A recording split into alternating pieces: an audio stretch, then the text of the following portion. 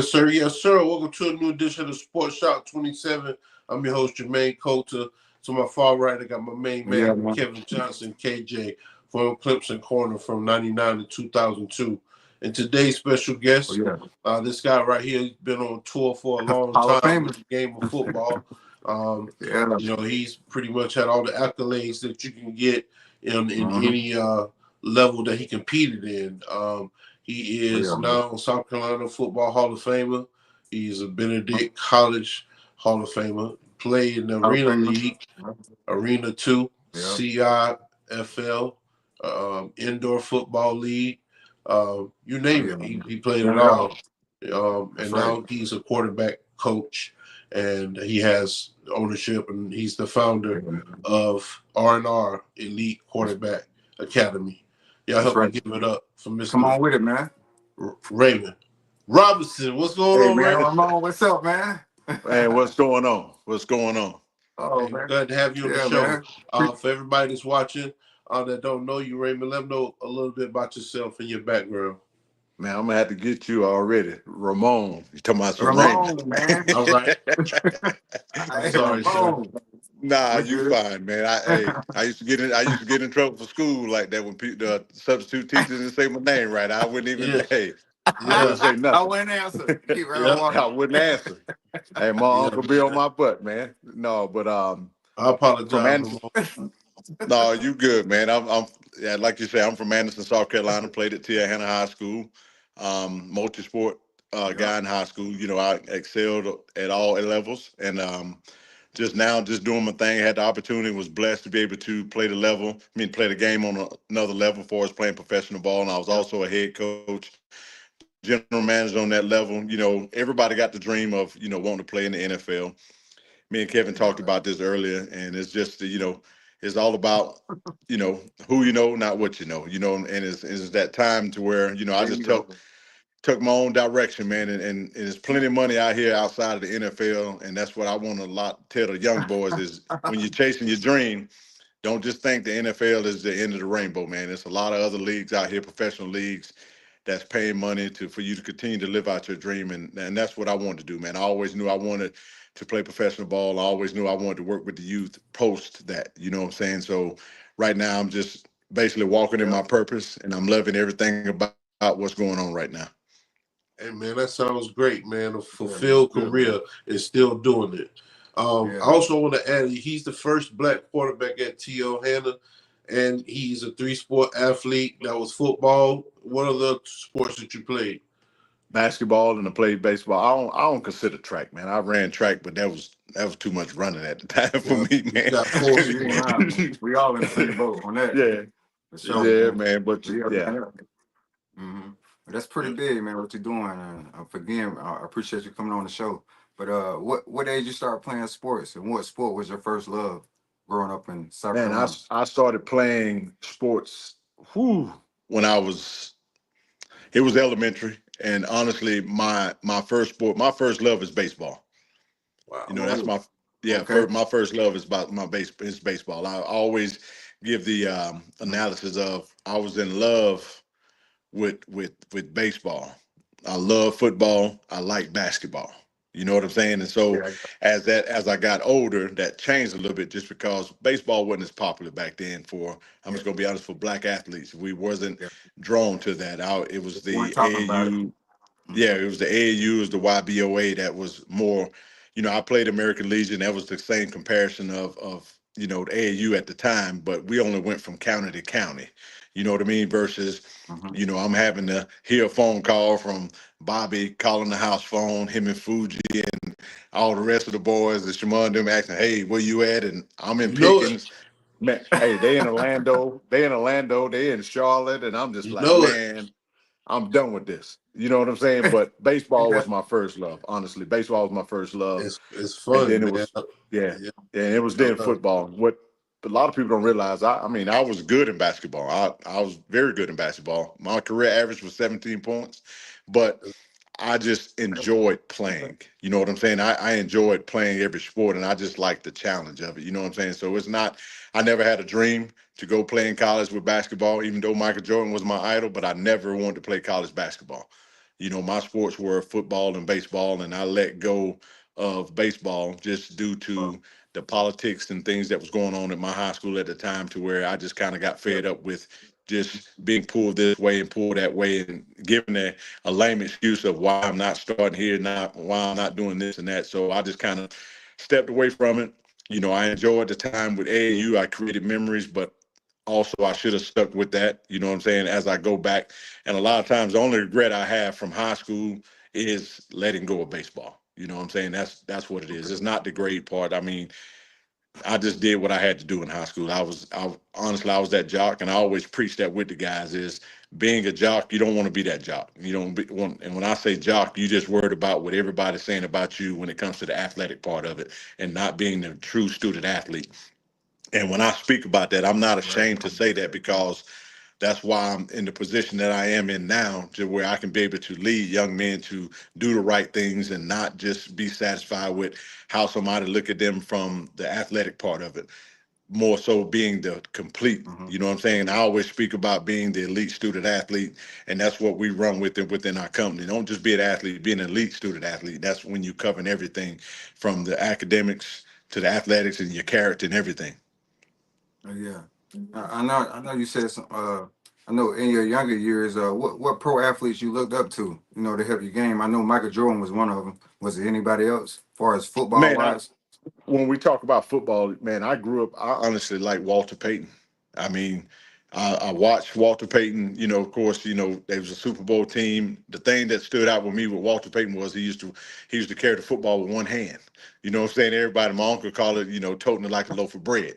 But Yeah. hopefully, I watched the Randall Cunninghams. I watched Doug Williams. The reason Doug Williams is the reason why I wear 17. I still wear it Oh, now because it's tattooed on my body, but I wore 17 just because of that. There was a lot of history, and anything that I wore when it came to numbers, it had to have a meaning for me. You know what I'm saying? yeah, And I got the thing about it is with number 10, is you. it's just I never got a quarterback number until my senior year, man. That's great. And I had to wear number 23. I had to wear number 25. And I don't want to have to get into that, but it's just those are the things that I had to do just because I could play any position. I played running back. I played wide receiver. I played free safety. I was good at any skill position. I mean, but I was a quarterback. I grew up being a Wow. quarterback. You know what I'm Okay. saying? But when you talk about that, I used to watch those guys. And Mhm. so when I got the number 10, if you go back then in the 90s, some of the best quarterbacks to wear number 10 was Deshaun Cameron, who played at Georgia Tech. Cordell Stewart wore number 10 at Yep. Colorado. Yep. That's So I right. try to I Colorado. tried to get a number that was, what I'm saying, and even one of my good partners as well, and I saw him play as a youngster too, was Ron Veal. He's a part of the QB legacy. He wore number 10. So I always looked at guys that I was like, okay, this black quarterback is wearing number 10. Okay, boom, boom, boom. You know what I mean? So let me see what they're doing to better enhance my game. And so as I got more and further along into the game and watching everything, and with me being a Redskins fan, Doug Williams was my guy. And then it came to the point of I kind of started, I can't say reliving, but it was just more so looking at a lot of things that he did. I didn't accomplish it on his level, but I started accomplishing a lot of things, like being the first black quarterback to ever start at my high school, him Yep. being the first black quarterback to win a Super Bowl. You know what I'm Yep. saying? So Hmm. those things. And then I go to Charlie Ward. Charlie Ward wore 17 at Florida State. Those are the guys, like he was the first, win a Heisman.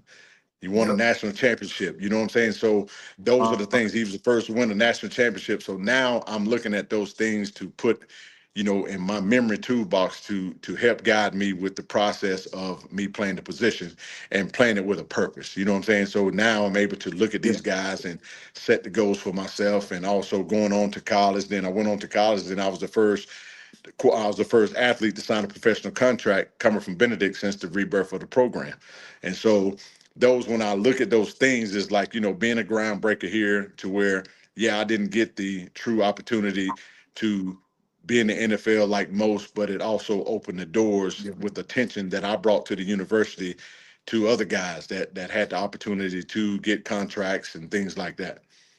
Right. And when we talk about athletes, not with just Michael Jordan, I was a Charles Barkley. I love Charles Barkley. You know, I Oh padded my game, and everybody be like, "Oh, you look like Charles," and you know, so I had, you know, I always played. I was a guard, but I had to play down low just because of the guys that we had down there. They just wasn't. They wasn't cutting it. You know what I'm saying? And yeah, so competition. I always played with older guys. I played with my uncles and everybody growing up, and we done fought in the yard, and I knew how to battle down low. So I started watching Michael Jordan and watching Charles Barkley and kind of put together the and you know the mix it. I mixed it up and came up with my own game when it came to banging Yeah, down low and with the fadeaway J, to where I mean I played against the Patrick Garners, the Kevin Garnett's, and the Joe Owens. I played against all those. Greenville County had nothing but trees, but me at 6'2", I had to learn how to play against those type of guys. You know what I'm saying? So when it yeah, came to that, I had to go and look at it. And you didn't have what I'm doing now, along hmm with the crew that I'm with. You didn't have the guys doing specializing in position training. So now I had to go to the TV. I had to go to the TV, look at it, go to the yard, and yeah, try to do it. And that was the yep, training then at the time. And so uh-huh. we can go through that when you talk about that, the Dow Strawberries and the Dwight Goodens and stuff like that. Those are the guys that I looked up to when we talking about the different sports and things like that. Okay. Wow, man. So Ramon, you said back in the day you wore number 10. You was proud to wear that number. When did you get your first start? Was it your freshman year or sophomore year? Uh, that here's the story. So you're gonna hear the story. So I've always played quarterback my whole life. Once I got to Hannah, it was, and I'm just gonna be honest, it was painful. It was painful being a black athlete, and that's just being honest. It was painful being a black athlete, just not being able to go out there and perform and do the things that you wanted to do, just because you were being held back because of might be somebody in the boost club got more money than the inner city kid like myself, hmm and I would go out there and ball out. And honestly, I should have been playing quarterback since my freshman year, but they would always tell me I'm too athletic to play quarterback. You know what I mean? Because honestly, I was an athlete. I could play any skill position, but I was a quarterback. I've been a quarterback all my life. And that's what I did. And it's just like I never got my first start came my junior year. My quarterback got hurt, and my good brother Jamal Slappy, the running back got hurt. I forgot who it was, and both of us went to the game. Man, we put up ridiculous numbers during that game that Wow. we started. Yeah, we put up ridiculous numbers.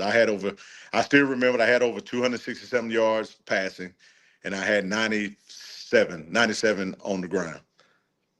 Hey, that's Wow. pretty And Your good. first and start. What type and of then I offense went y'all back ran? and then went back to the bench. What type of offense did y'all run?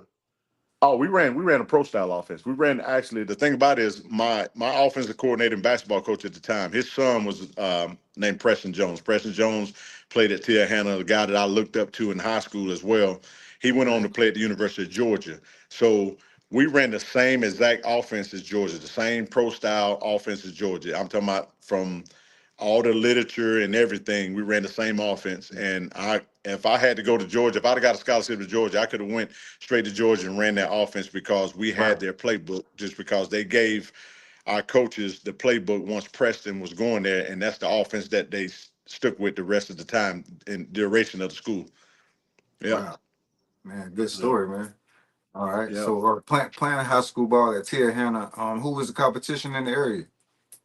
I know you Ooh. got Daniel, you got Easily. I know you got a few years. Man, you doing this on purpose because you done had Bobby all on here. You had all on. Listen, that was the competition, man. I mean, Yeah, honestly, you had McDuffie, you had Westside, you had BHP. When we say that's right. Anderson County, when we're saying Anderson County, there, that was the competition. You got to think about it like, and then you add Pendleton. So when you talking about those schools there, those schools there, you had either guys, what you want to call it, either cousins. It was bad in Yeah, Anderson yeah. County, man. We would go to church, and if it was football season, we wasn't speaking. You know what I'm saying? We wasn't speaking in church, wasn't speaking Yeah, in the mall. You yeah. walk down this side, and we walk down that side. That's how real it was. Well, the But other when you side. talk, yeah, when you Mhm. talk about competition, man, it was just like you had to handle the West Sides, and they was talent loaded. Period, man. You know what I'm saying? And it's just when I look at you talk about McDuffie. McDuffie probably had the best skill position guys, probably in the county. You know what I'm saying? Some of the best in the county. They just didn't have the interior. If they would have got the interior, they'd have had everything. They'd have won it all. You know what I'm saying? And so it's then you go over to West Side. I mean, well, we can back up to McDuffie. You talking about Fuji? You talking about Bobby? You talking about Chris McGowan? You talking about Carlos Ellington? Wow.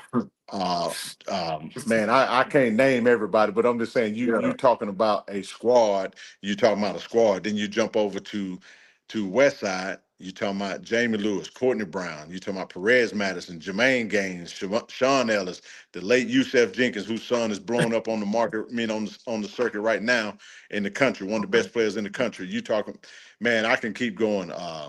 Jason Moorhead. I mean. Then you go down to BHP and you got what's my guy? Billy Agnew. You got Maurice Henderson. I mean, I can keep going, but then when you jump over to Pendleton, I mean, you had everybody. You say it again. I couldn't hear you. Hello? I was saying there's a lot of talent in the area. That's yeah. So you had John Williams. I mean, and that's at Pendleton, and I can keep going with the numbers, but it's just you had a lot of talent that was in this area, period, man. And it was a very competitive time. And you go over to Daniel, that was always a competition. You know what I'm saying? And then you go up to Seneca. Woo, Seneca had the Blackson games, like it's like endless Blackson games. Like they were having babies every day, man. I'm talking about the family was deep. It was like, man, I thought all the Blackson games were gone. He'd be like, nope, there's another one. Here's another one. But but it was just. But when you talk about the competition in the area, man, it was a very competitive and respectful competition. You know what I'm saying? Like, even though I spoke about we walking through the malls and stuff like that, and we wouldn't speak. That's just how dedicated to how we were as athletes. You know what I'm saying? And somehow, I wish the athletes of today would take it in and be that more serious about it right now. But then you got like social media and all this stuff here that's just killing the whole market with all that, but with the rivals, you know what I'm saying? And so every game that you played within those games felt like a championship game. You know, when we go to the Holiday Classic, man, the Holiday Classic is swole from wall to wall. You know what I mean? So it's just Bobby put up a post the other day, about them winning, and it ain't been a male basketball school, I don't think, in our county that has won the state. I mean, that's just being real. I mean, I'm giving kudos to them. I don't think nobody has gotten close besides Ren for us playing in the state championship as a boys program. But McDuffie still holds that candle, and I mean, and hold that ring. I mean, so it's one of those things where you had all this competition, and they just kept stacking and stacking and stacking. I give you a crazy story, and Bobby will tell you about it. I had a little situation at Hannah. I was kind of fed up with what was going on, and I tried to transfer to McDuffie. Listen, if anybody know anything about Anderson County, McDuffie was a vocational school. Okay, vocational school. That means I had folks that live right beside me that went to McDuffie. Okay. All right. People on West Side had people that live right beside them that went to McDuffie because it was a vocational school. You're going there for a trade as well. Where Ramon Robinson called himself trying to transfer. And I'm the first athlete to get blocked from going to a vocational school. Whoa. Yeah. God, man. Yeah, I was first athlete to get blocked from going to a vocational school. I'm just like, how am I getting blocked going to a vocational school when the guy next door to me, after I had to move, living with my uncle, he's going there. This guy here's going there. This female's going there. But when it came to me, the school blocked it from me going there. And of course, I wasn't going to be able to go to West Side. They weren't going to let that happen. But my alternative was I was like, I'm going to McDuffie. I'm going to play with the guys I grew up with, playing in the streets and everything else, and we're gonna do this thing. And the year that I was coming there, it's the same year that they won the state championship. Yeah. Yep. Yeah, but it was a very competitive time, man. I'm talking about in the area. It was talent loaded. I know everybody said, but Anderson County is one of those un I mean, I ain't gonna say underrated, but it's just that we got talent coming out of there. But I think everybody just look over the talent pool that's really coming out of that area. Period. Yeah, that's true. Yeah. So Ramon, how far y'all made in the playoffs? Second round. Second round. Okay. Yeah. Mm. All right. We always competed. The thing about it is we always competed football and basketball. The years I was there, we always competed, and we always made it to the playoffs and things like that. And my last 2 years, we got put out both years by Newberry, and they put us out with football wise. And I really thought that was, as we was getting ready to started gelling and things like that. That's when we started rolling, man. And we just had a bad day that day. And they thought that. Well, they beat us, but it was monsoon raining. And the thing about it is, I never threw the football with laces. Yeah. I never threw it. Wow. I never threw with lace. I never threw with laces just because my hands were so big and it didn't feel right. So I never threw with laces. So the coach from Newberry looked on the film. He's like, "Well, we see that your quarterback doesn't throw with laces. We're gonna take our chance and gonna play the game." You know what I'm saying? They're going to play the game because when I say it was monsoon raining, because in high school, they'll call the coach and say, "Hey, what you think?" So forth, we're going to play this and that. And that's what they threw out there. It's like, well, we see your quarterback don't throw with laces, so we're going to take our chances to see and play this game, man. And it came down to the wire, and we lost, man. Oh, man. Wow, Sorry man. to hear that. Yeah, man. So, well, I know talk about being. Yeah, I was telling them talk about being I know you was a leading passer your senior year. That's pretty big though. With all you had went through. Man, that was an accomplishment, man. And the thing about it is, I didn't even go into the year saying, "Hey, I want to lead this and I'll lead that." I was just finally happy that I was actually playing the position that I've wanted to play all my life, not spot playing it, not playing wide receiver, not playing things that other people wanted me to play when I knew I was a quarterback and everybody around me knew that I was that guy. And I always say I was before my time. You know what I'm saying? I was before my time. I used to do that crazy stuff that people didn't understand it at that time. And I was doing stuff like that. I'd run from one side of the field, go back the other side, and throw the ball 60, 70 yards in the air. I did that. I'm not bragging, but that's just the things that I would do. But then they'd pull me to the side and say, "I'm a hot dog." You know what I'm saying? I'm a hot dog because I was doing those things. And it's just that I always saw myself, I was just like, I just played the game, man. I just played the game. I enjoyed playing the game. And it's just little things that I was able to do that others wasn't doing, and it made it look abnormal. You know what I'm saying? It made it look abnormal at the time, but I was just being me. I mean, that's how I played in Pop Warner all the way through coming up. I mean, we had a lot of competition, man. You talking about Perez Madison was over West Side. Perez Madison, I think, at one time led the state of South Carolina in passing as well. He ended up going to East Carolina, and we grew up competing against each other in Pop Warner football, and everybody always wanted to see that competition of us going head to head at each school.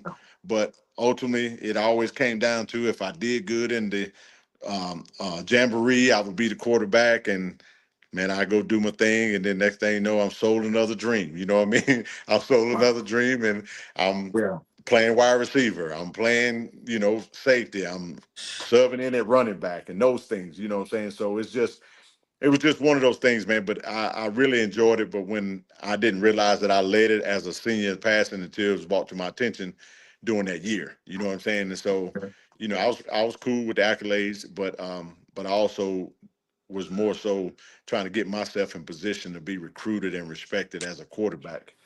Just to get, that was my goal. My goal was always to go play football at Clemson University.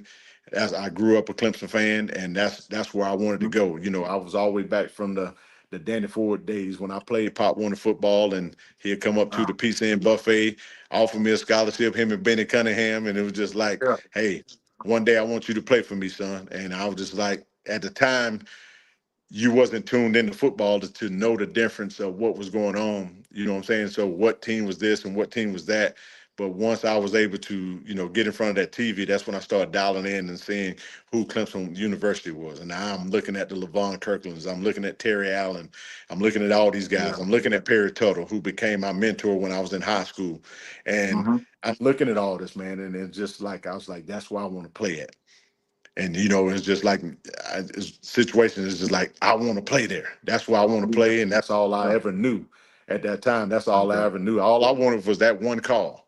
You know what I'm saying? That's it, I man. wanted that Yeah, one. I yeah. wanted that one call. But once again, I started learning the process of that. It took more than just 1 year to be that guy, But then I did have the opportunity. I signed with the #1 junior college in the country, which was Itawamba Community College. That's where Clemson and South Carolina sent all their guys that didn't qualify at the time. And at that time when I signed there on a talent loaded team. Man, that was Deuce Staley, Joe Horn, Jason Ferguson, Darren Niccolo, Homer Torrance. I can keep going. Wow. Sean Young, Sean Young was the quarterback I was replacing. He played at Daniel. He was the star quarterback at Daniel High School. He went to Itawamba, and he was coming back to Clemson. But fortunately, he didn't get to play at Clemson because he had a concussion when he was in JUCO and never got it looked at. So his vision was very blurry when he came. He thought he saw in doubles. It was in the paper and all. I still remember it. But I was fortunate. I was fortunate enough, like I said, to put myself in position to still be able to live out my dream and go to Clemson. But personal reasons, different things happened. I left school. Okay.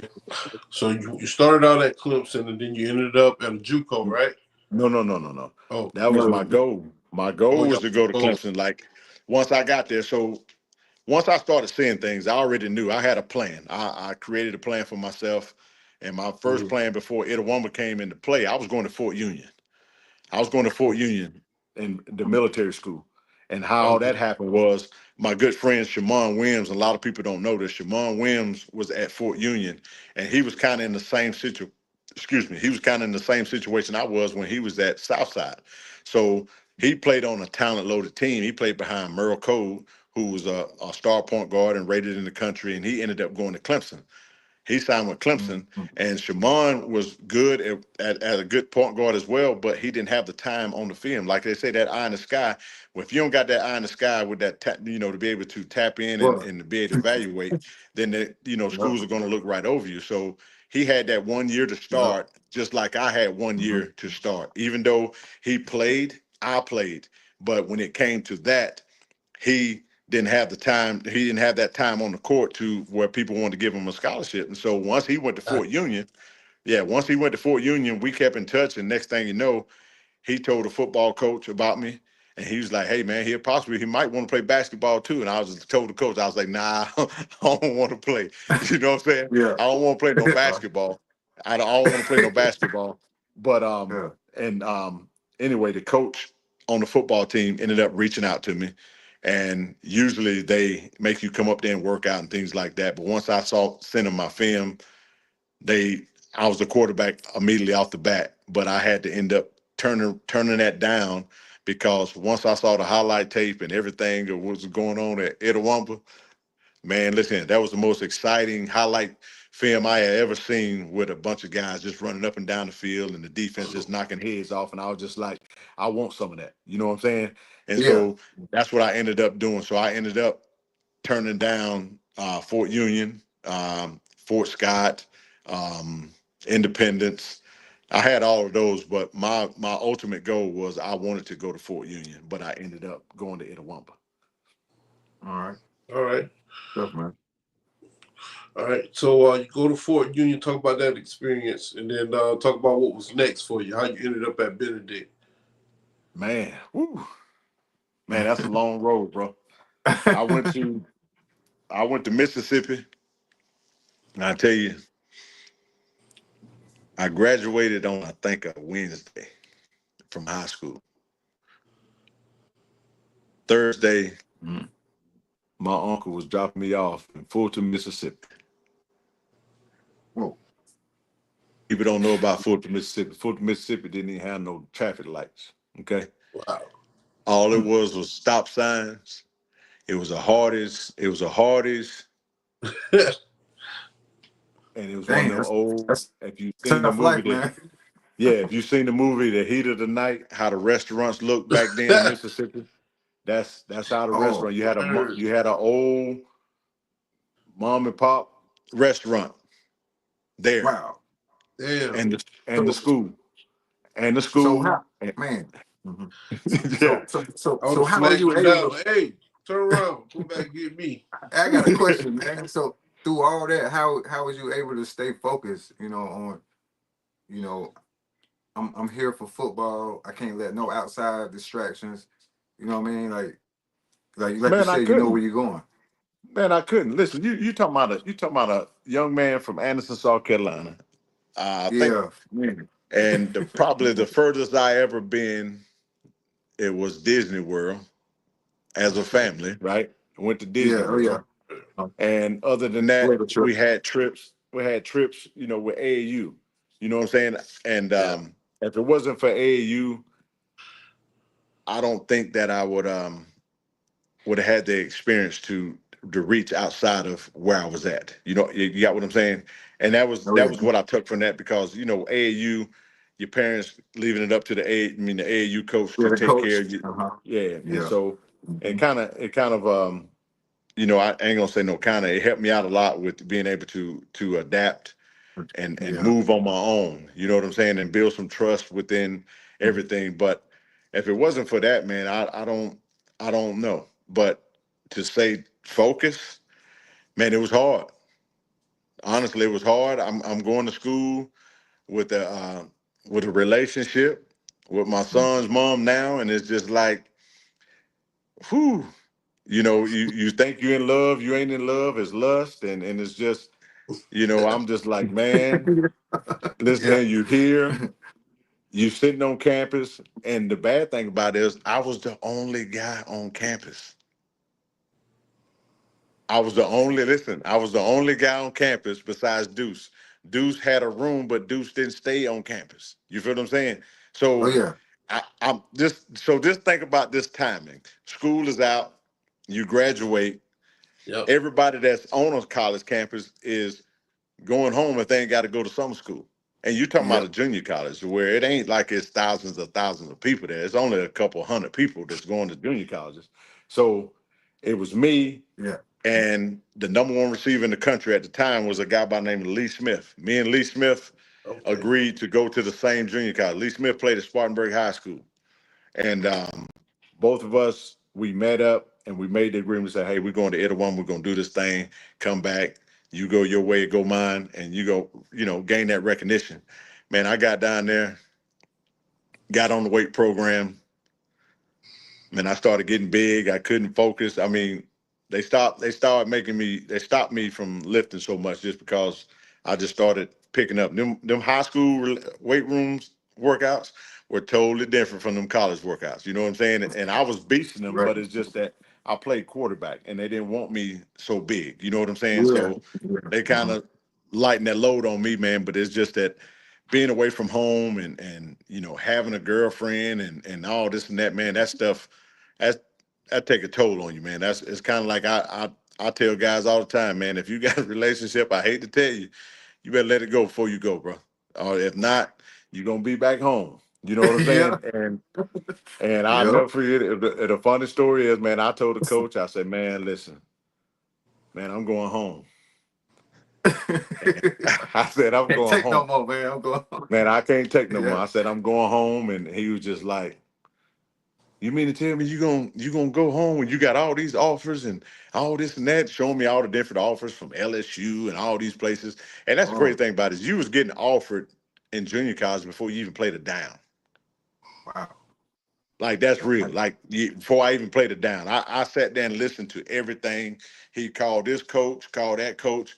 They offered me right in front of me on the phone. He's the next this and that. You know what I'm saying? And I wasn't hearing it. They wasn't hearing it. I mean, I wasn't hearing it. So they put so Yeah. they knew me and Bobby had a thing that we wanted to be the 1-2 connection. And when I say Bobby, I'm talking about Bobby McGowan. And so Okay. we wanted to be that in town 1-2 connection that go play Gotcha. ball at Clemson, right? And Gotcha. so All it right. was just like Man, they put him on the phone. And I still remember. I said, "Man, what the hell Bobby supposed to do? He ain't gonna do nothing." And so I told him, that we laugh about it. It was just like, "What he gonna do? He can't make me stay here." And I'm just like, Yeah. "Man, I'm gone." You know what I mean? I'm gone. And then ultimately it just came, and I tried to come back and played, but I ended up having a son. I ended up going back. But I ended up having a son, and I came back to Anderson. I came back to Anderson, man, and I went to work. And when I came back, that's when I realized the workforce wasn't for me. You know what I'm saying? I came back Yeah, and yeah. doing things that I shouldn't have been doing, hanging around with the wrong crowd for a little bit. And it's Yeah. just like, nah, I'm not trying to fall in this trap. And Mhm. and about this, KJ. You from Anderson? You mean now? You know what I'm saying? You're not from you from Orangeburg, but you know the lifestyle of how Anderson is and things like that. Man, it's just people talk about a trap, but they really don't know what a trap is. You know what I'm saying? And just you get trapped inside of your community and in the society of what's Sure. going on. So I didn't want any part of going to, no disrespect to my family, but I didn't want to be a textile worker. You know what I'm saying? Yeah, I I didn't want to got be a you. textile worker. I didn't want to be this and the other. Ultimately, I didn't want to go work at Ryobi. I didn't want to do those things. Yeah. I saw that. I didn't want to be that guy. So we already know what the next step is, and it's just that I keep it real with it. That if you're not doing that, then you're out here in the street selling dope. Yep. Yep. And I Hmm. saw the end goal with that. And that's where it's just like, the people around us, we grew up in that era to where that's what you saw. And you had those Yep. choices, either go to school, Hmm. go work Yep. at the local jobs that everybody and their grandma done worked at, Yep. or you hit the streets. And Yep. at that time, I had an opportunity to just to sit with myself and just kind of go through what I wanted to do, man. And when I was there, I worked, but I also was going to school at Tri County Tech. The whole time I sat that year out when I tried to decide what I wanted to do. And Good. I tried to go to different places, and they was like, nah, you left the junior college, we don't want you back. You know what I'm saying? I tried to Hmm. transfer to Georgia military. Itawama wouldn't release my papers, so it was just like, okay, what do I do now? You know what I mean? So, because Georgia military is closer to home, and I was able to still be by my son. You know what I'm saying? I was still able to Oh be yeah. by my son, but Georgia Mhm. military, I was there, but Itawama wouldn't release my papers still to that day, and so I ended up coming back home, and so I was at home, and a guy by the name of William Hatton. William Hatton is from Anderson, South Carolina, but he was coaching the basketball team at Benedict, and he happened to reach out to me, with that same old thing. Hey, man, come here and play basketball, baseball, and football. And I'm just like, oh, okay, cool. That's what it was. But at the time, I still had that mindset that I wanted to play big time ball. You know what I mean? I wanted to play big time ball. I saw my guys, my whole circle, the Slappy twins playing at UT. My other Hmm. partner, Bobby, had that ended up transferring from Clemson to South Carolina State, him and I Cleve say. down there, and all the Hmm. guys, man. So I'm just like, man, I'm at home. Nah, this ain't me. You know what I'm saying? This ain't me. I said, nah, I Yeah. gotta Yeah. get back in school. And the good thing about it is you when you say waiting to the end to give a shout out, I can't wait to the end to give a shout out just because my circles and my brothers, all of us, that we always kept each other motivated to do things, and watching That's others do good. stuff will keep you motivated as well. But you Hmm. also, to anybody that's listening, you got to have self motivation, right? Before anybody else can motivate you That's to right. do anything. You know what I'm saying? So that's what me. I've always had self motivation. I've always been driven, but at the same time, when you got a circle and you're driven and you self motivated, it only helps you out more to continue to get back on path. You know what I'm saying? And Hmm. my grandmother stayed in my butt to get back in school. You know what I'm saying? My uncle Yeah. stayed. We bump heads, but they stayed on my butt to get back in school. When I had coaches from my high school, they didn't do nothing but laugh at me. They laughed. They would laugh when they would talk trash about me. Laugh. Yep. I told y'all Ramon was coming home. Told you he wasn't gonna do nothing. He was Yeah. gonna be just like these other boys. And I Was. heard Yep. all that. You know what I'm Hmm. saying? I heard all that, and so Yeah, that's fuel. all that negative energy, I use that as fuel, man. And that's where Yep. I continued to do what I'm doing. I was solid about what I was doing. Nobody knew what I was doing. But at the same time, I didn't even know what I was doing when I said, you know what, I'm going to go to Benedict. My whole thing was it was an opportunity for me to play ball, get in school. You know what I'm saying? So I went to Benedict and I took advantage of my opportunity. And when I was at Benedict, I ended up doing a lot of great things. I ended up doing a lot of great things my first year there. And I ended up earning scholarships from East Carolina, Virginia Tech, and Norfolk State.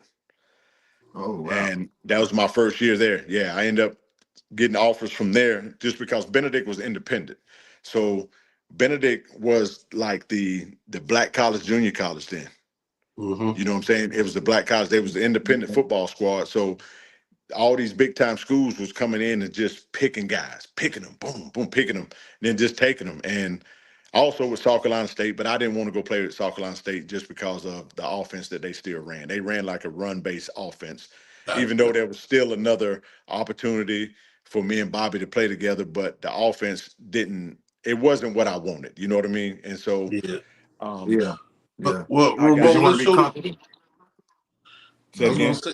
I was gonna get into some highlights real quick. I was gonna show everybody what you was doing at Benedict. If you got them, let me see them. For Man, real. hey, Hey, you I ran can't that say thing I like lost all magic. those highlights. All right. Yeah, that's what you told me. Yeah.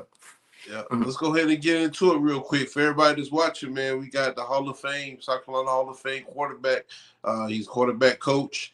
He's been working around the world, working with college prospects. Some of your favorite starting quarterbacks right now. He's been mentoring and coaching. Y'all hit that subscribe button, notification button. We'll go ahead and get into this clip. We don't own the rights to it. Just stay with us, Ramon. All right. Oh, you got the marina clips. Yeah, that's the arena one. Hold Yeah. on. Oh, man. You find some Benedict highlights, boy. Look here. Yeah. Oh. Hey, I That's how want to you see find. these myself. No, no. No, I don't got no Benedict highlights, guys. Hey, Yeah, I'm about to yeah. say, hey, boy, I was like, That's say, not hey, needed. hold up, man. I'm like, hold That's up, what not coach you needed. done got to? I need them myself. I was about to say, I thought I had them in there. Hey, Yeah, I tell you. Well, you anyway, got man, you got the pro we got highlights, y'all. highlights though. We got Yeah. highlights. You know what I'm saying? Yeah. However, um, man, I know Benedict was a cakewalk for you, man. You know, you've been dominating in every sport you've been playing, you know, since you started playing sports, since you put on cleats. When you get to Benedict, I know you were probably a little bit more focused on like everything around you when it come down to like being in school and, you know, making sure that you know, kept yourself in a good light. Talk about making that transition going there, and what did you like about going there the most, other than football? You know what? Making that transition to Benedict was actually it was a little bit up in there. I was on the fence. You know, I was straddling the fence. You know what I'm saying? I was straddling the fence, and I can honestly say, when I first went to Benedict, I was like, you know what? I'm going here to do a year, and I'm gone. That was my goal. That's honest to God truth. I spoke about it as just like Wow. when I went there because I knew it was independent, but I just wanted to get back on the radar. My goal was I was like, look, I'm going here to do a year, and I'm going to try to Mhm. transfer here. I'm going to try to transfer back to Clemson. I'm going to try to do this and do that. Nah, Yeah. the schools wasn't listening to it. Even tried to, I had someone reach out at the University of South Carolina. It just wasn't happening. You know what I mean? And it's just, next thing you know, a guy by the name of Craig Kelly. He was a agent at the time. He's an attorney as well.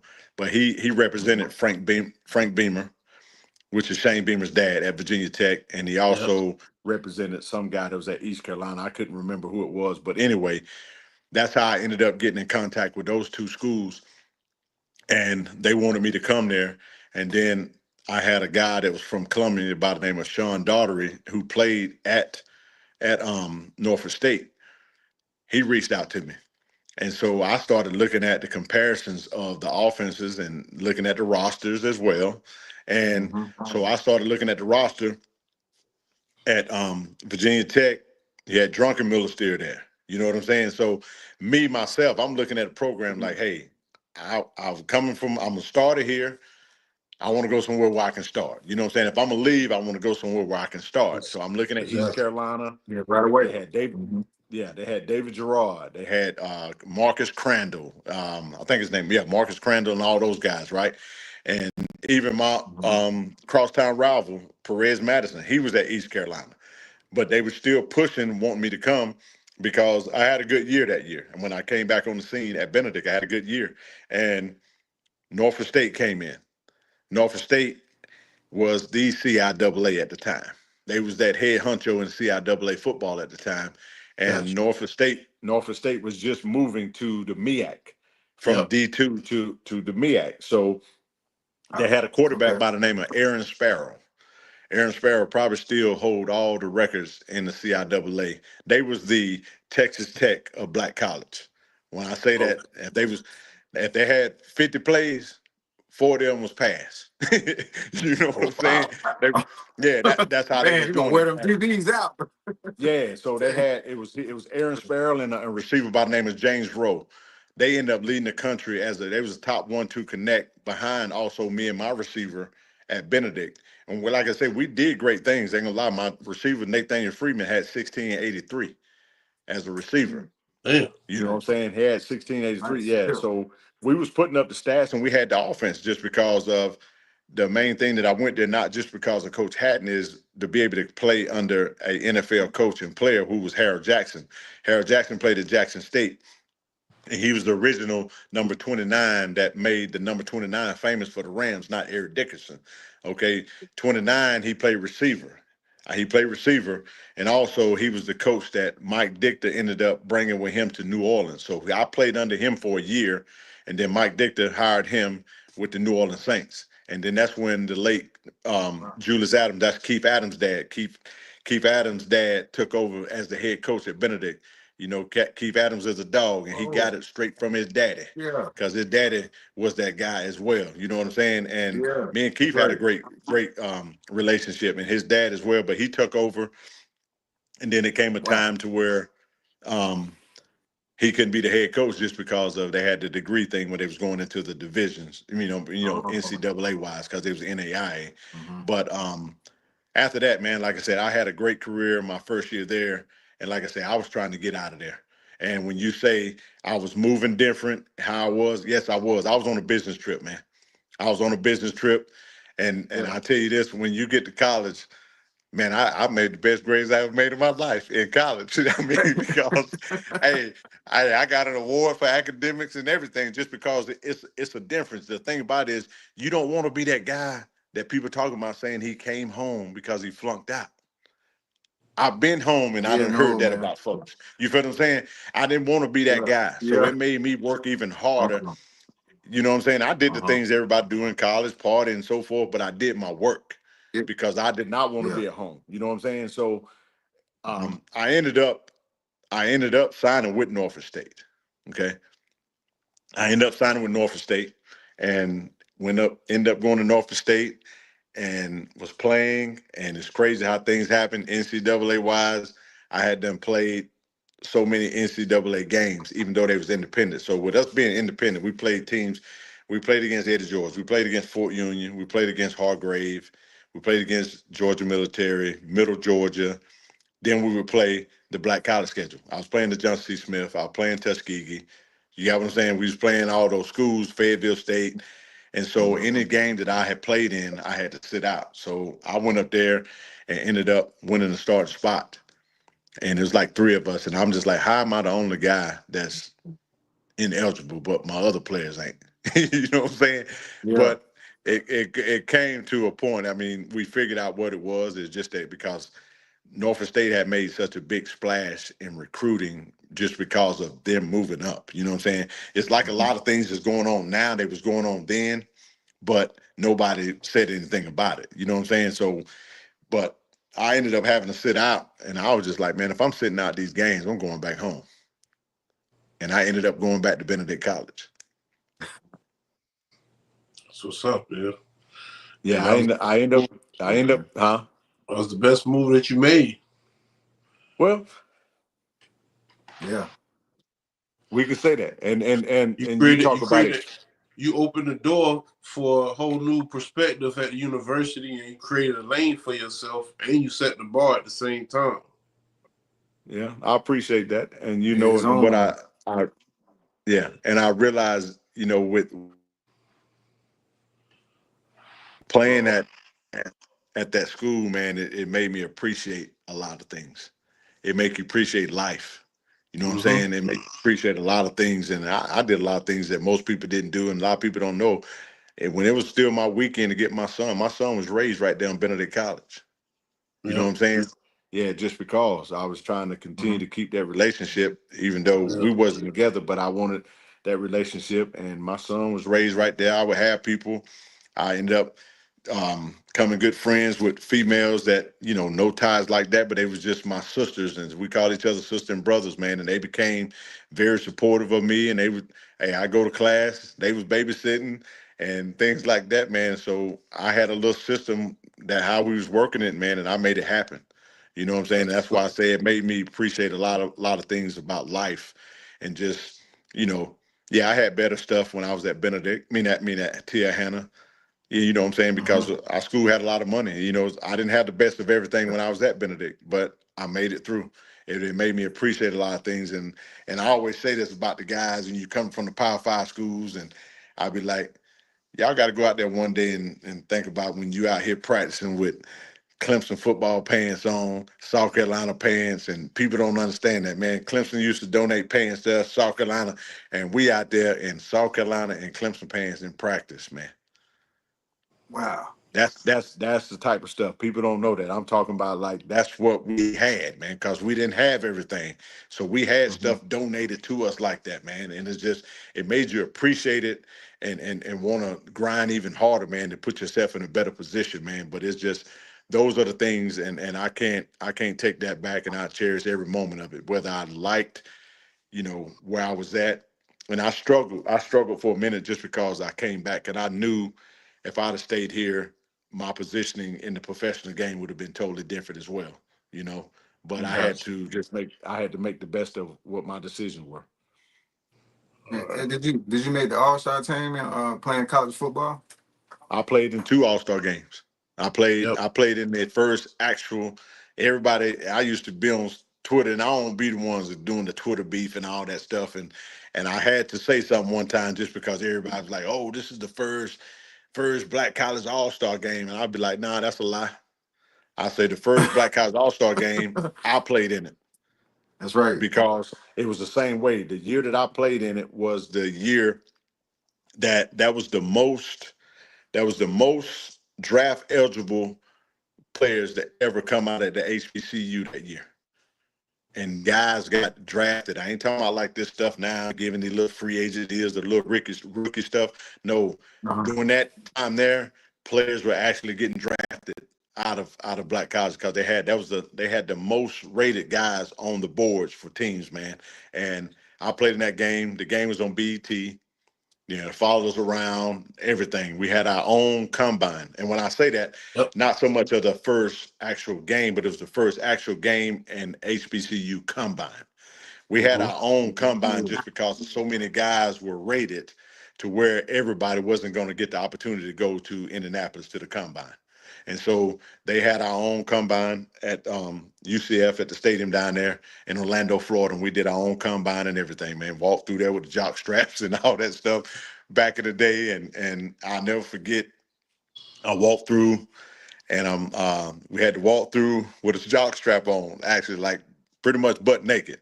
Walked through, we got weighed, and we went up there. And we had to say our position, and I said quarterback, and one of the, one of the NFL scouts say bullshit. That's the exact words. That was the exact words. He was like bullshit because I was in the weight room heavy, man, and I was stacked at that time. You know Yeah, what I'm saying? looking like a linebacker.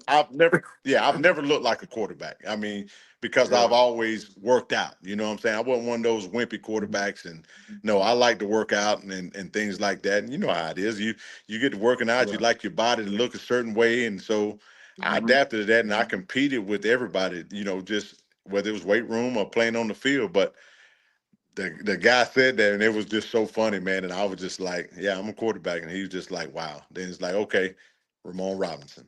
You got me. And that's when they start calling me the diamond in the rough. Diamond in the rough. And, like I had a great outing when we did have that HBCU combine and put up great numbers. That's what's up, man. Yeah, I believe you needed that weight, though. Playing at quarterback, them DNs, they coming, Oh, yeah. You know what I'm saying? Blindsided, any kind of way, they coming. Listen, man, I played against a guy, of course, you got your guy. I played against a guy by the name of Pepe Zellner. Pepe Zellner was 6'5", almost 6'6", 250, 260 pounds, played defensive end.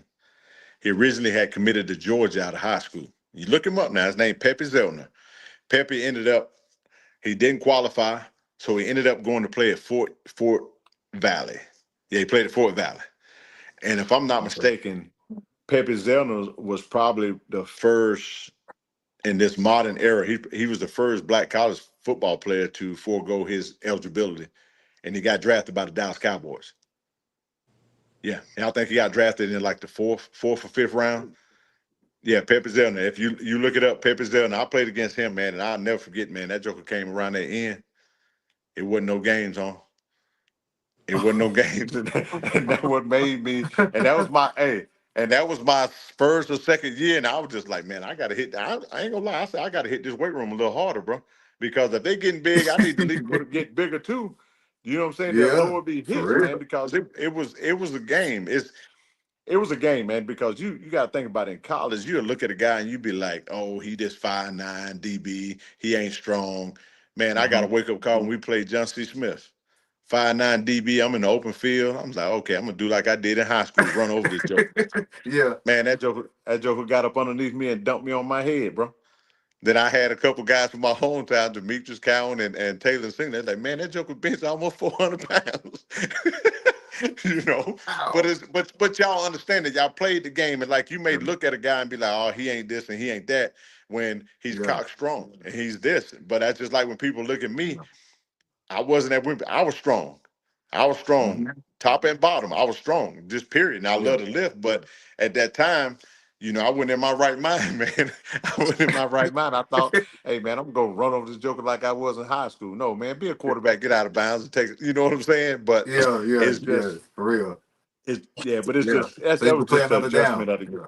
Yeah, little play another game, but that was just adjustment and being able to learn the game and knowing what to do and not to do. And just the competition wise, like you say, they getting bigger. I had to put on a little bit more mass as well. You know what I'm saying? So I was 6'2", 227, and that's what I finished with the whole time. I started out at 215. I went from 215 to 225. And that's kind of where I just kind of stayed at. Yeah. Okay. We got some clips we want to go ahead and show some of the people. For everybody that's watching, make sure you subscribe to our channel on YouTube, Spotify, and Deezer. We have Ramon Robinson, South Carolina Hall of Fame quarterback, also Hall of Fame at Benedict College, played in the AFL, Arena League, Arena 2, the IFL, and the CIFL. All right, let's go ahead and get into this clip. We don't own the rights to it. Stay with us, Ramon.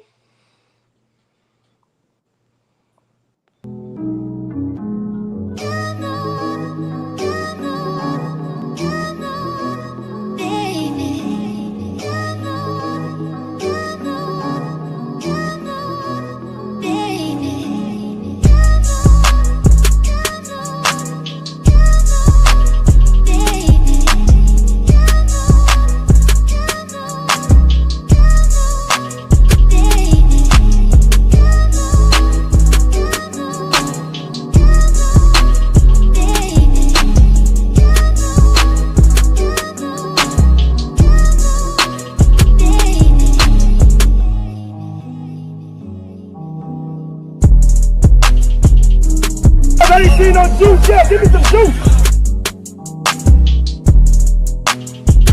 Go. Pick those hips. Chest up your knees. Hard stick.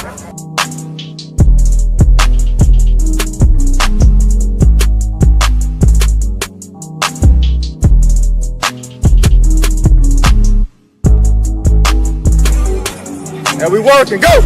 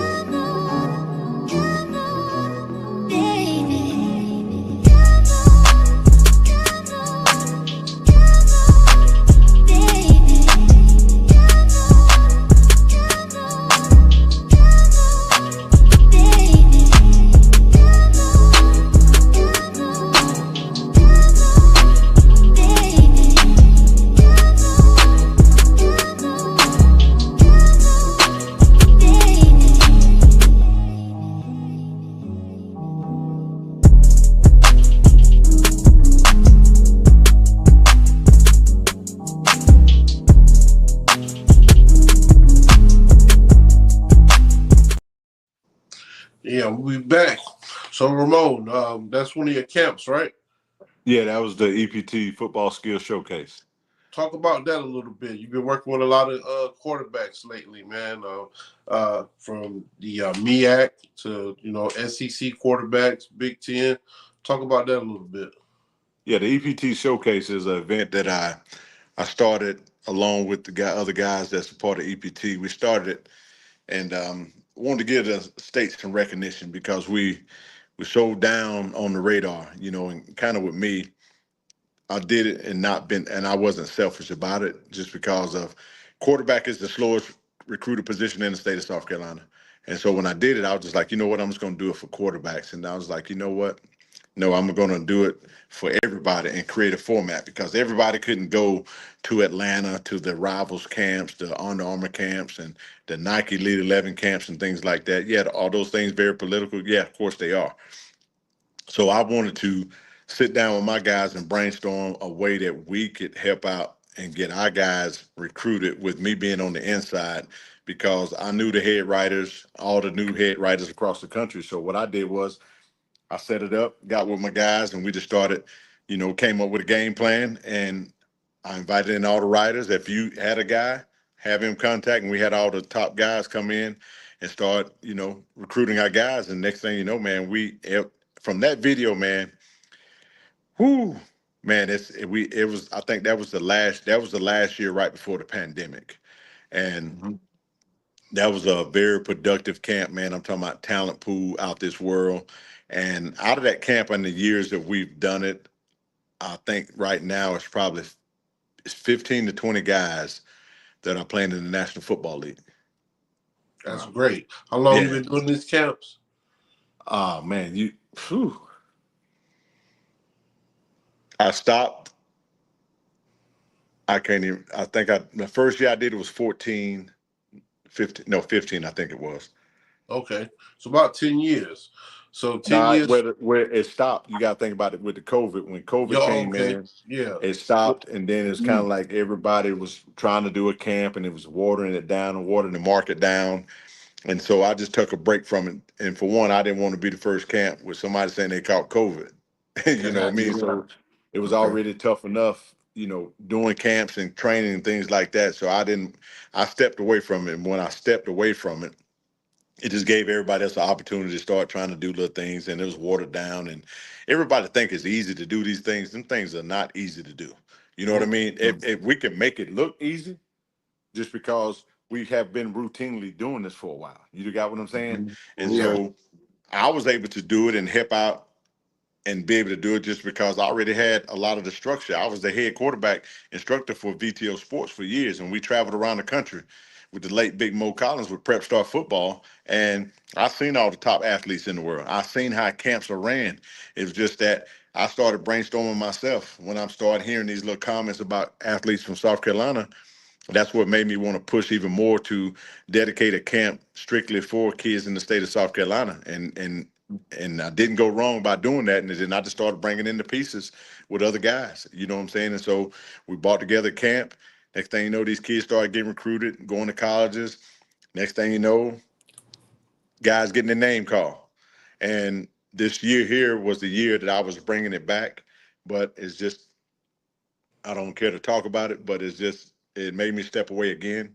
But I will be following back up with the camp the following year. It's just that, it's needed because everybody can't afford to go on these camp circuits to hop around from college to college.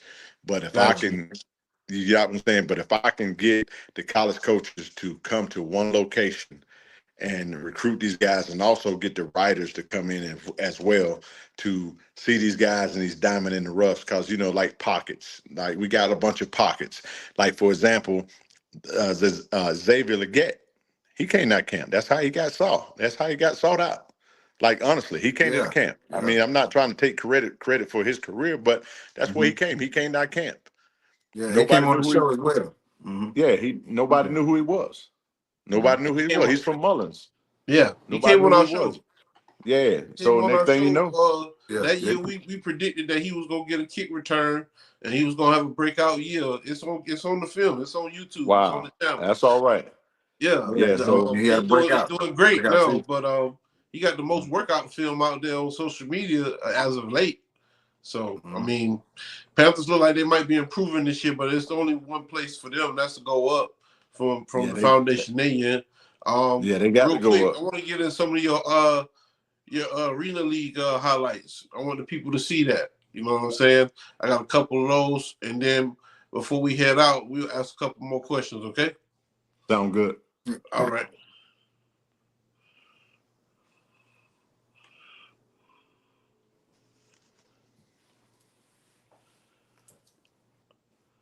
All right.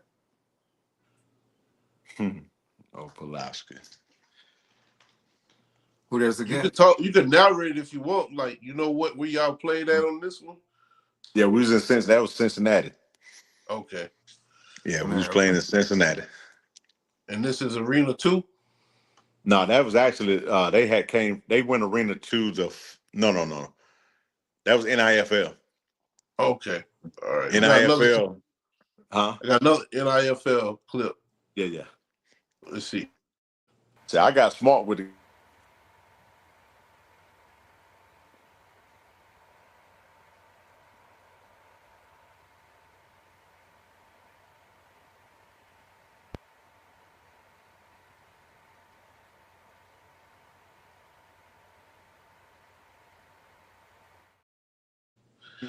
I got one more.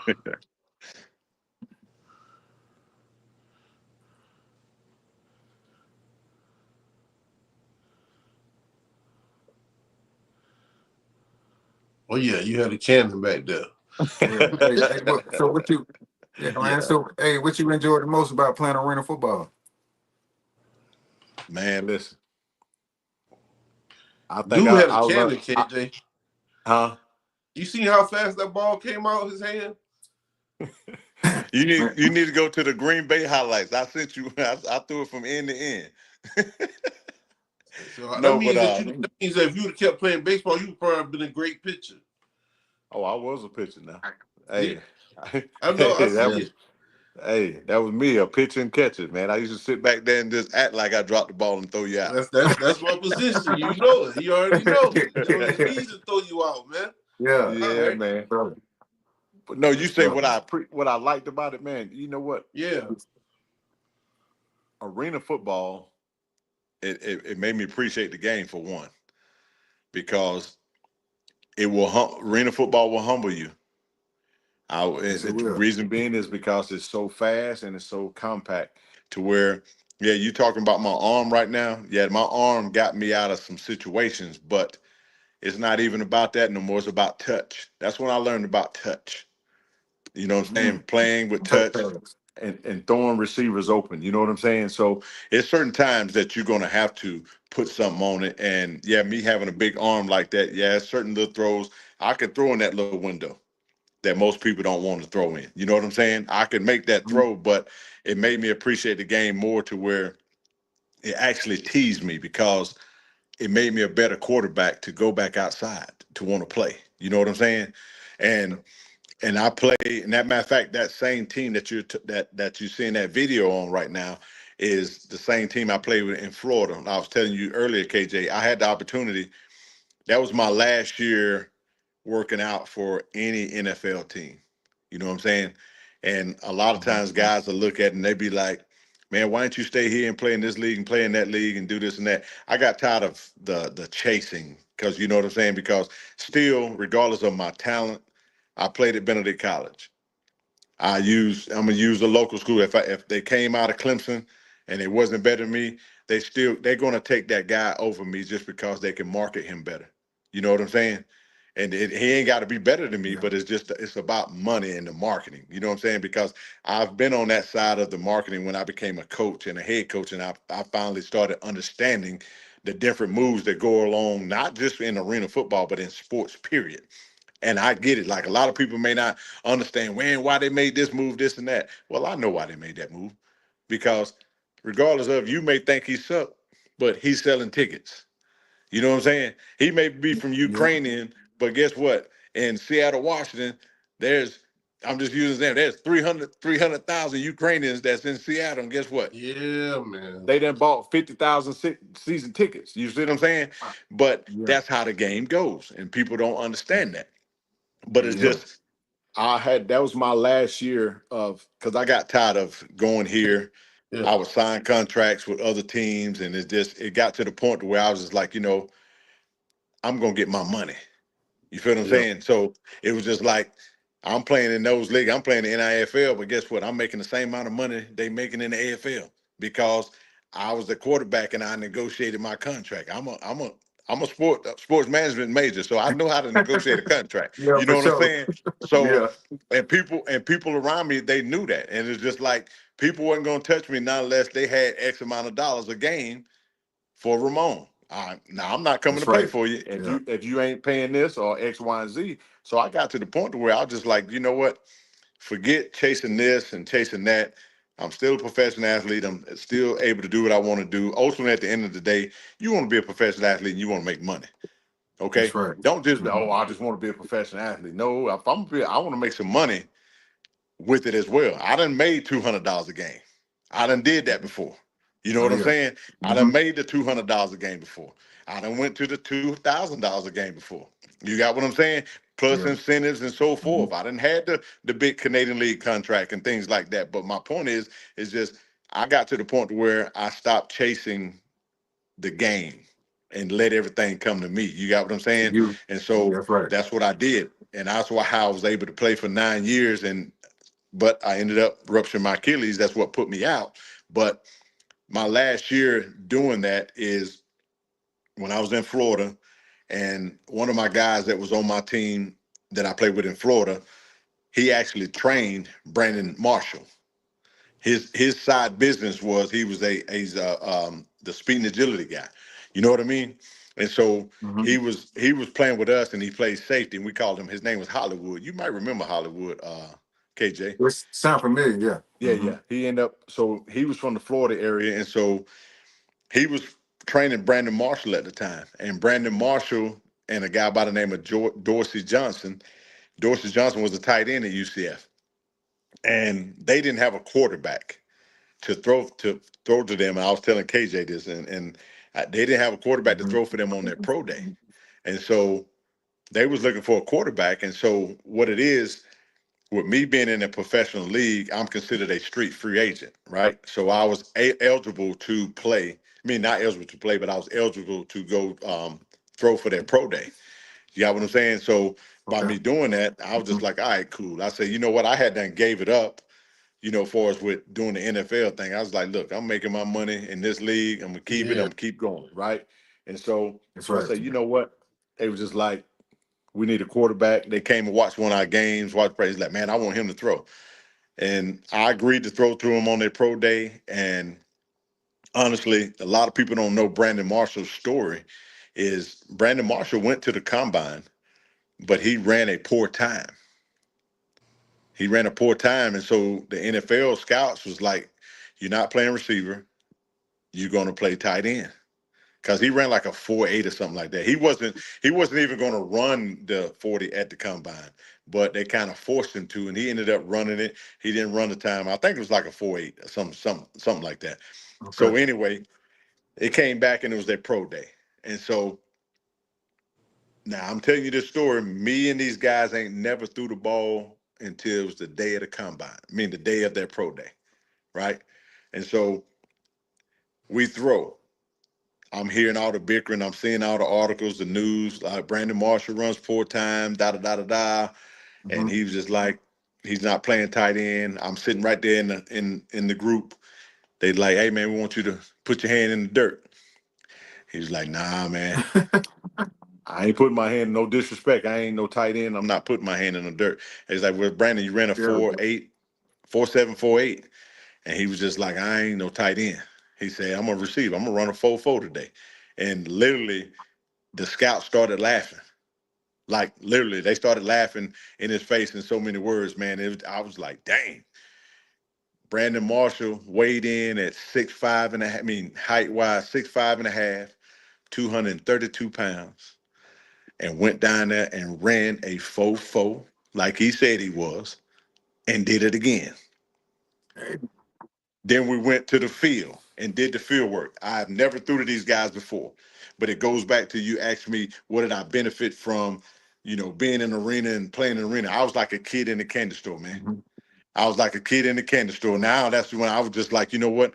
I'm finna let all this unleash out here today. I ain't got nothing to lose. I ain't got nothing to Yep. lose.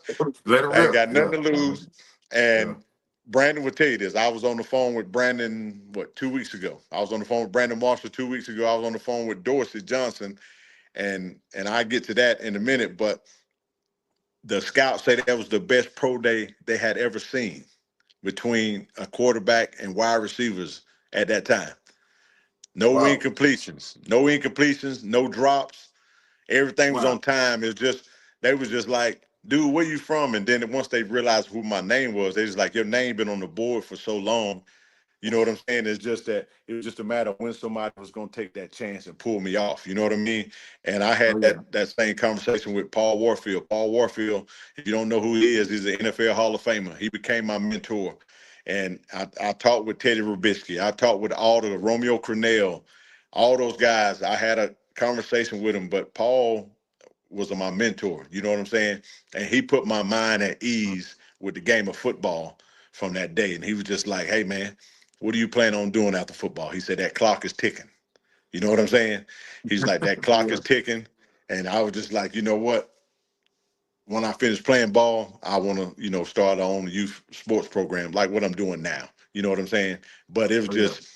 it was just one of those things that it put my mind at rest that, you know what, I know I could do it. I never doubted myself. It was just a matter of when I was going to get that opportunity to truly be able to do it. And it's like when I did it, it was just like I'm 31 years old.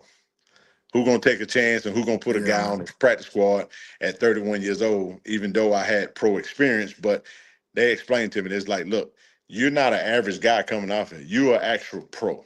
You have 7 years under your belt from playing in all these different leagues. So therefore, we can't put you on the practice squad. You have to come in and win a spot.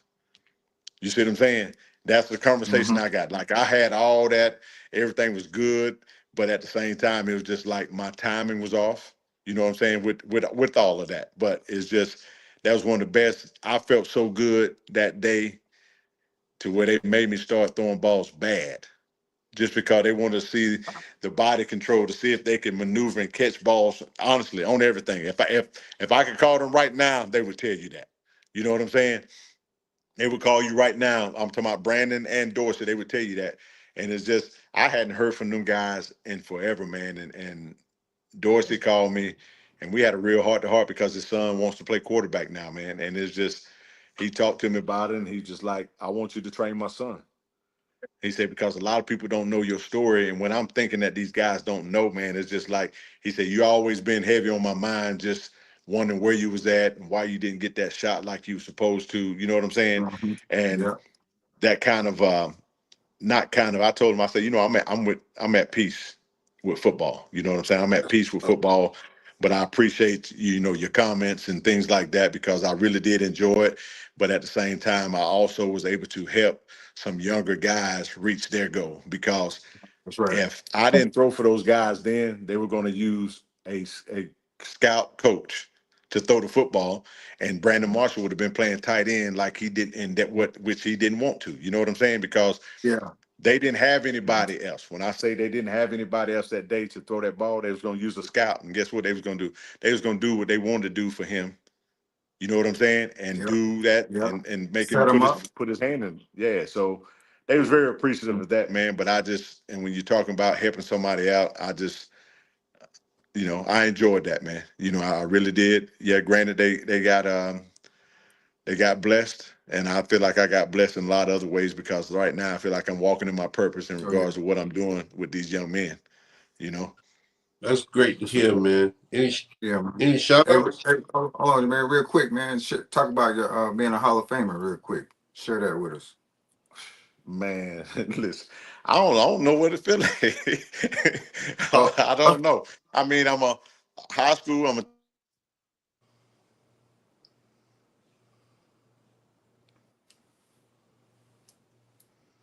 Oh man, somebody must have tried to call okay. them. Okay.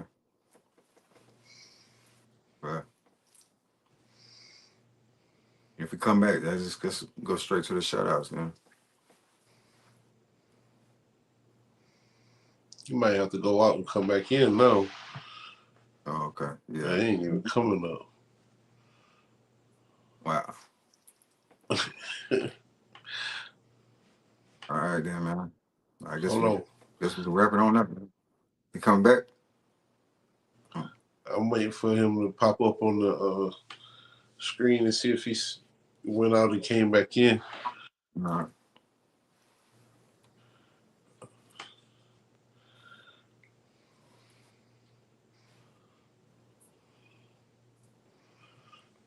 But it looked like he was answering the phone because he was talking. It looked like something was buffering just now. Man, don't look like he answered no phone. Oh, okay. Yeah, I saw a little buffering just now, though. Like, I don't know.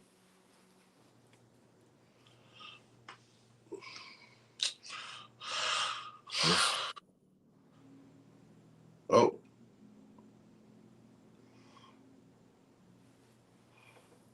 Ramon, can you hear us?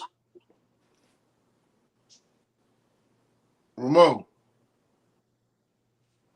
Yeah, he ain't coming back, man. I guess we have to wrap it on up. There you go. Oh, I don't know what happened. I don't know what. KJ said, man, he ain't back, man. I'm gonna go ahead and wrap it on up. You pop right No, up. I don't know what happened. The call came in. I was about to hit the end button on you, Ramon. Yeah. I was like, I don't want to end the show like this. I know he coming back in. Yeah, but yeah, you said he asked you how it feel to be a Hall of Famer using the midst. Yeah, Hall of Famer, yeah.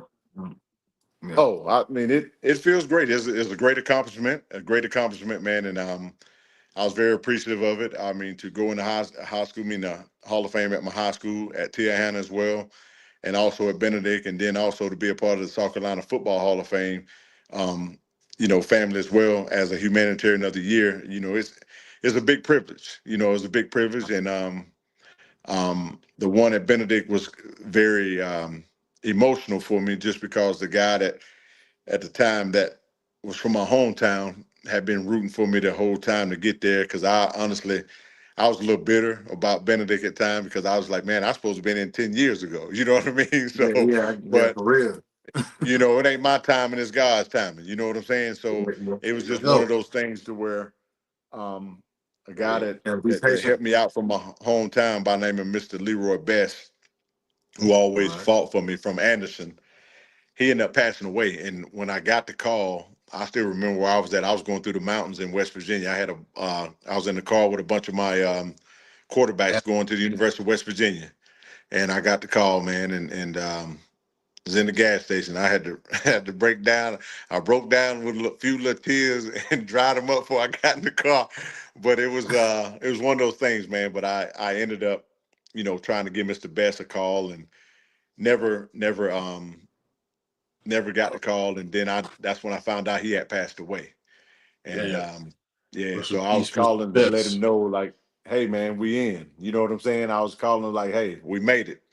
And come to find out, he had passed away. And that's why I was it was real emotional, just because he always stood by my side and fought for me and things like that. Gotcha. Sure, man. So give a quick message for youth and then some shout outs before we head out.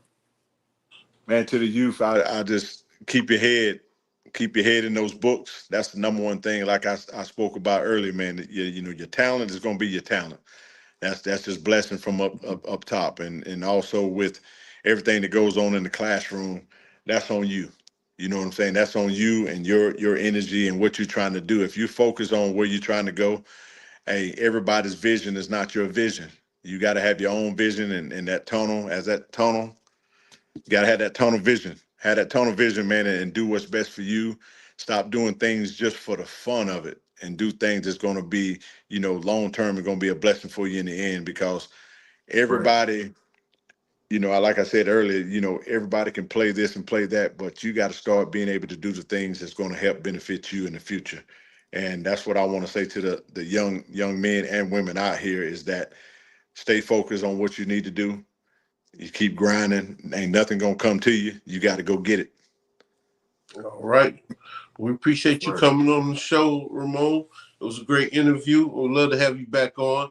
Man, I Maybe we can appreciate it. talk like at the beginning of the season, break down some film on on a Sunday on a I crucial love to. turnover I game. love to. Love Yeah, all to. right, that'll work. We're gonna call you now. We're gonna call you. Yeah, yeah, do that. Hey, but I do want to give, and he said shout out. I do want to say this to people that if you're out there in Anderson, we have a big camp going on. It's called the QB Legacy. It's going on this Friday through Sunday. Also, it's a lot of things that's going on from the EPT family. Nephew Bryce has a basketball camp that's going on at Wren High School. If you ain't doing anything, regardless of you got kids or not, get out and support these programs. These are developmental programs. Get out there and support them and do things like that. You want information on what it's like with the NIL and how the recruiting is and things like that. We'll be at the Rec Center on Friday giving out information and throughout our symposium. If you're in the Columbia area on Sunday, Lenoris is having his camp. So it's just like it's a big events going on throughout the whole state, man, for kids to get better and to gain knowledge in regards to what they're trying to do with the rest of their life. Man. All right. Doing big things, man. What time is the camp on Sunday with Lenoris? His is at 10. He'll start at 10. Okay, and you'll be down here? Man, I'm gonna be everywhere. Yes, I'm sir. gonna be my camp. I ain't gonna say my camp, but the QB Legacy camp starts tomorrow.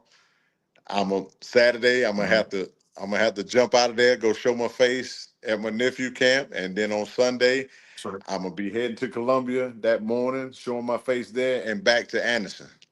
All right. Yeah. Well, we appreciate you coming on the show, Ramon, man. For everybody that's watching, proud of you, man. Yeah, I appreciate y'all. Appreciate you. Yep. For everybody that's watching, just tune into a new edition of the Sports Shop 27. I'm your host, Jermaine Coulter. To my far right, I'd like to thank my main man, KJ, former Clemson cornerback, 99 to 2002. And also today's special guest, he's in the South Carolina Football Hall of Fame, also the Benedict Hall of Fame, record-setting quarterback, played in the AFL, IFL, the CIFL, and Arena League 2. Quarterback coach and owner of the Elite Quarterback Academy, Mr.